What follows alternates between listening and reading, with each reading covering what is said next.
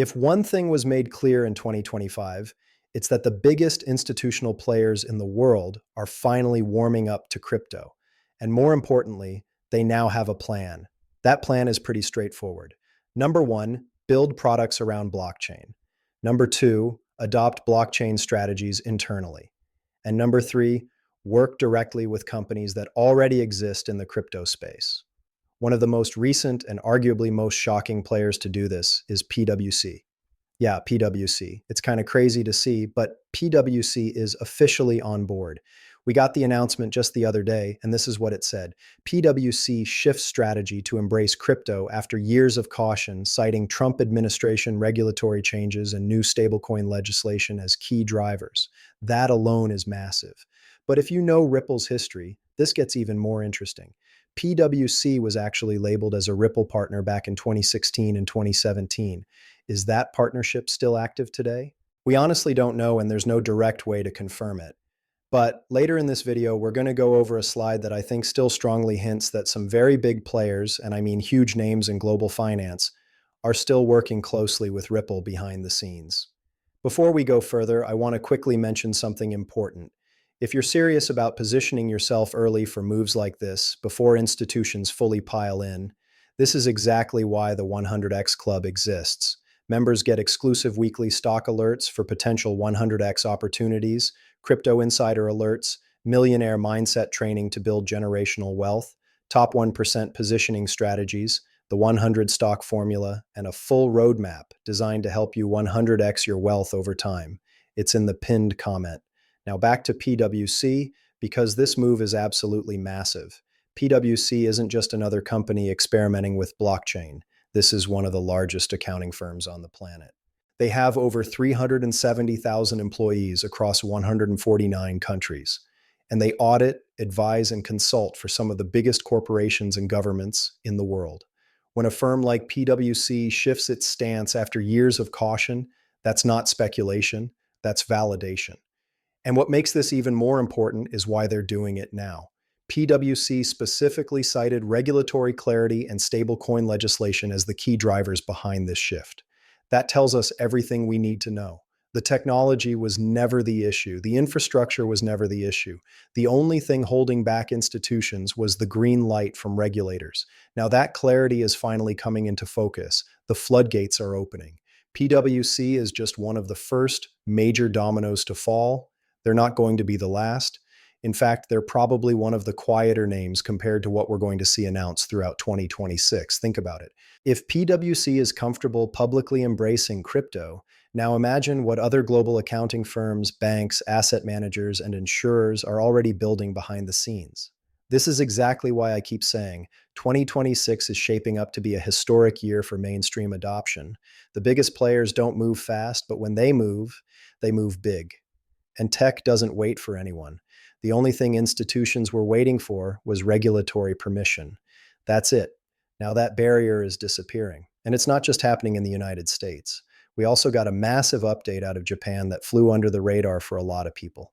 Japan's Minister of Finance recently stated that she supports integrating crypto directly into the financial system. That is a huge deal, especially if you understand how deeply Ripple and XRP are embedded in Japan's financial ecosystem. Japan has been one of Ripple's strongest regions for years. XRP has significant support there. And of course, we can't talk about Japan without talking about SBI. Recently, SBI Holdings and Startail Group signed ANU to jointly develop a regulated yen-denominated stablecoin that complies with Japanese financial regulations. That alone is massive. On top of that, we've also seen announcements around tokenization initiatives involving SBI in Japan. All of this points to one thing. Japan isn't experimenting anymore, they're building. And then there's the announcement from August of last year that a lot of people forgot about. SBI and Ripple announced plans to distribute RLUSD in Japan, with a rollout expected in the first quarter of this year. That's happening now. RLUSD is issued on both Ethereum and the XRP ledger.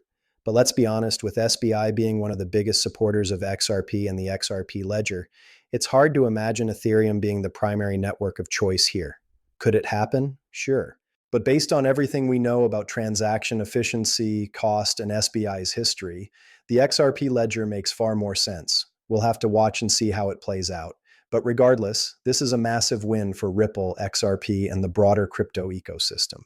Now, I do need to pause the video for a moment because there's a serious issue we need to talk about, and that's security.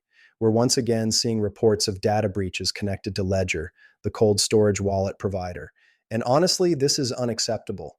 This isn't new. This has been happening for years now, and it's a recurring problem. This is exactly why I've been so vocal about alternatives. I've talked about this before, and yes, I want to be completely transparent here. I do promote I Trust Capital. They are a sponsor of the channel, and I do make money from them. But here's the thing, I didn't just randomly choose them. I researched I Trust Capital for years. I've used the platform for years. I followed their development closely. What sets ITR Capital apart is their premium custody account, which is a fully closed loop institutional grade custody solution. That means no exposed private keys, no unnecessary attack surfaces, and no sleepless nights worrying about your assets. They also have partnerships with Coinbase Asset Management, Fidelity Digital Assets, Wells Fargo, and Fireblocks. These are not small names. This is serious infrastructure. Now, if you want full control of your keys, that's fine. Wallets like them are great. But for people who want institutional grade security without the constant risk of personal error or data leaks, ITR Capital is one of the best options out there. If you're interested, the link is in the description and the comments below. Now let's jump back into the institutional side of things. We've been seeing major announcements from some of the largest banks in the world. And if you read the title of this video, you already know what's coming next. Bank of America just dropped some pretty wild news, and it fits perfectly into everything we've talked about so far. But I do want to talk about some of the additional big banks that have been making a lot of noise lately. One of the biggest examples here is Citi. And the reason why I truly believe 2026 is going to be an absolutely crazy year for crypto goes back to what we saw at the end of 2025. If you really look at it, Q3 and Q4 of 2025 were when the biggest banks finally showed up in a very real way.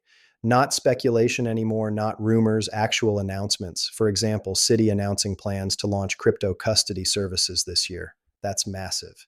Citi is one of the largest banks in the world, and now they're officially joining other major institutions like JP Morgan and Bank of America, which are also actively exploring stablecoins. We already know JP Morgan has tokenized a money market fund on Ethereum that already happened. We also know they're tokenizing deposits and actively researching and developing stable coins. So at this point, it really feels like we've crossed a major line. Before, people speculated that the big banks were already involved in crypto behind the scenes. Now there's no speculation at all. They are here, and they're proving it by announcing real products, real services, and real timelines. And Citi's move is especially important for crypto-based custody services, because once a major bank launches custody, you can almost guarantee what comes next. Stable coins, tokenized deposits, tokenization initiatives, all of it. They need custody infrastructure first. Once that's in place, everything else can follow. So tokenization very well could be next for Citi, and honestly, it would make perfect sense. Now let's talk about what Bank of America said back in mid-December, because this ties everything together.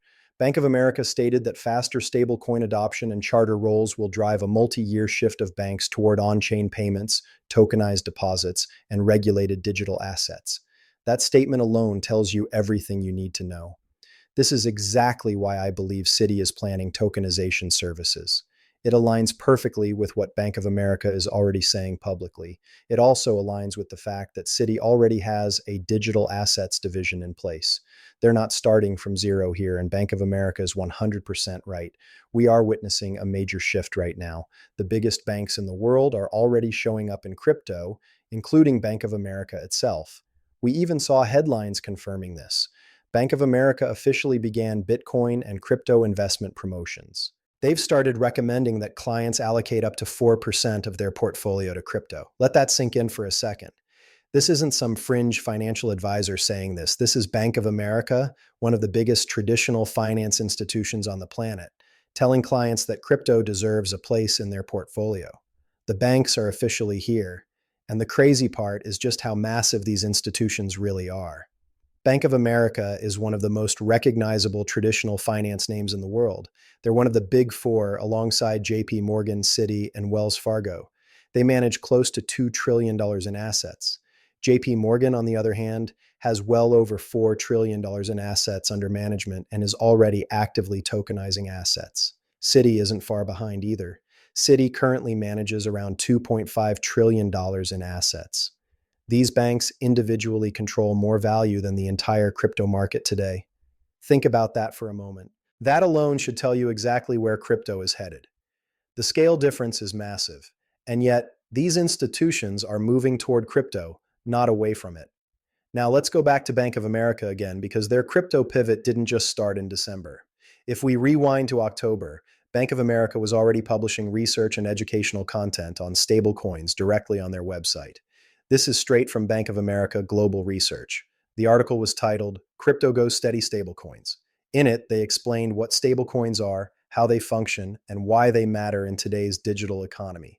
They highlighted that stablecoins are designed to maintain a stable value, typically pegged to fiat currencies and backed by highly liquid reserve assets. They also emphasized that stablecoins function primarily as a medium of exchange rather than an investment vehicle. From cross-border payments to retail transactions, stablecoins can offer cheaper and more efficient alternatives compared to traditional payment systems.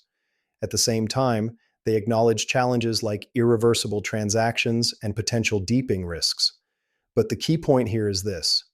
Bank of America wasn't dismissing stablecoins. They were educating clients and institutions about them. They also pointed out something extremely important. In July of 2025, the Genius Act became law. This marked the first comprehensive regulatory framework for stable coins in the United States. That legislation laid out oversight responsibilities between federal and state regulators and created a foundation for banking authorities to define clear roles and guidelines for stablecoin issuers. That's regulatory clarity. And once again, this proves the same pattern we keep seeing. The technology was never the issue. The demand was never the issue. The only missing piece was regulation. Now that regulation is becoming real, the banks are moving fast. What's interesting is how consistent Bank of America has been throughout 2025. At the beginning of the year, their CEO openly talked about launching a stablecoin if regulators allowed it. They talked about embracing crypto-based payments. They talked about tokenization. Then throughout the year, they continued publishing research, discussing stablecoins, and exploring tokenized deposits. And even today, they're still talking about crypto. They're still embracing it. They're still building toward it. This is not a temporary narrative shift. This is a long-term strategic pivot. And this is where things get even more interesting because when you start connecting the dots, you can't ignore Ripple. I've talked about this for years. Ripple has deep ties to Bank of America. Deep ties. There was a video back in 2023 where a Ripple employee openly discussed Ripple's partners, showing a slide that outlined some of the major institutions they work with. This wasn't speculation. This wasn't a rumor. This came directly from Ripple itself. And when you look at Ripple's historical relationships, their focus on payments, liquidity, stable coins, and tokenization, it aligns perfectly with what these banks are now publicly saying they want to do. Ripple has spent years building infrastructure for exactly this moment. And now the biggest banks in the world are finally ready. Citi launching custody, JP Morgan tokenizing funds, Bank of America recommending crypto allocations, and openly discussing stablecoins. Japan integrating crypto into its financial system, regulatory clarity becoming reality. All of these puzzle pieces are snapping into place at the same time. This is why I believe 2026 is going to be a defining year for crypto. Not because of hype, not because of speculation, but because the largest financial institutions on earth are now committing publicly. They're not experimenting anymore. They're building. They also have over 500 partners and growing. And these are some of the names tied back to Ripple that we already know about. One of the most important ones on this list is Bank of America, which is still officially labeled as a Ripple partner. This is not something we can overlook. Bank of America is going absolutely aggressive when it comes to crypto, and at the same time, they remain a Ripple partner.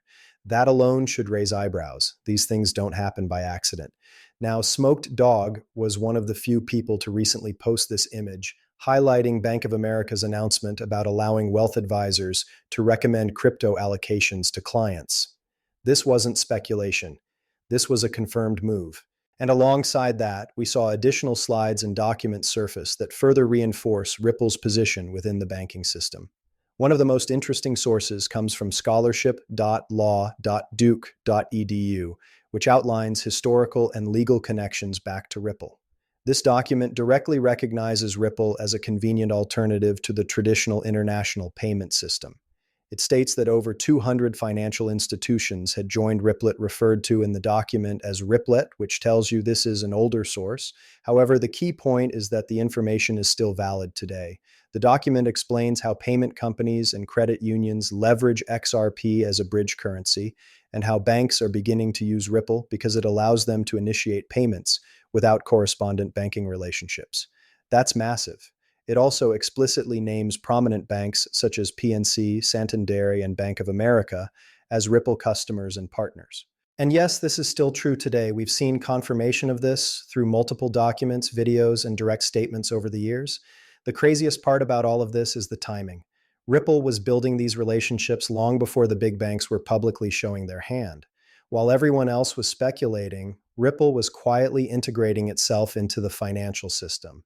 Now let's talk about licensing, because this is another piece that people underestimate. Ripple has secured over 50 money transmitter licenses across the United States, and they continue to expand licensing globally. These licenses allow Ripple to legally offer cross-border payment services using XRP and its RLUSD stablecoin, opening the door for expanded access to U.S. financial institutions. This is huge. Ripple's compliance-first approach has been one of the biggest reasons they've attracted institutional partners like Bank of America and PNC. When you factor in their BIT license from the New York Department of Financial Services, along with recent progress toward a conditional banking charter, it becomes very clear what Ripple was doing throughout 2025. They weren't waiting. They were positioning themselves to become a core infrastructure layer for the next generation of banking. Now, there's another quote that really puts this into perspective. Ashish Burler from Ripple stated that Ripple developed its technology with scalability in mind from day one. He specifically said their solution needed to scale to hundreds of thousands of transactions per second to support institutions like Santander City or Bank of America. That wasn't an accident.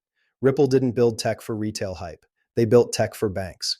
And this brings us to one of the most common questions people ask. If Bank of America is a Ripple partner, why haven't we seen a massive Ripple-powered launch yet? The answer is simple. Patents and infrastructure. Let's go back to a slide from November 5th of last year. Bank of America was recognized for its established culture of innovation and award-winning technology solutions. They are the #1 financial institution in the world when it comes to blockchain patents. Let that sink in. Around 12% of Bank of America's granted patents are blockchain-related. Imagine what they've been building behind closed doors. These patents aren't for fun. They're laying the groundwork for future services. This is not financial advice. This is where a lot of people get it wrong. They assume that once a partnership is announced, a product should instantly go live and price action should immediately follow. That's not how institutions operate. These are multi-year builds heavily tied to regulation, compliance, and infrastructure readiness. And until recently, regulatory clarity simply wasn't there. But 2026 changes that. This is where Ripple levels up in a massive way. They already have the partnerships, they already have the licenses, they already have the technology, and XRP sits right at the center of their tech stack. Over 500 partners, many of them institutional, some of the biggest banks in the world. And now those banks are openly saying they want on-chain payments, tokenized deposits, stable coins, and regulated digital assets. That's not speculation anymore. The banks are showing us their full hand. They're ready for crypto. They want to offer crypto-based services. And once regulatory clarity fully locks in, this entire space shifts into overdrive. This isn't just bullish for Ripple, it's extremely bullish for XRP. Ripple was early, they played the long game, and now the environment is finally catching up to what they built. I genuinely think this is one of the most exciting setups we've ever seen in crypto. Not because of hype, but because of real institutional alignment. So, with that being said, I hope you guys enjoyed this video. If you did, make sure to subscribe.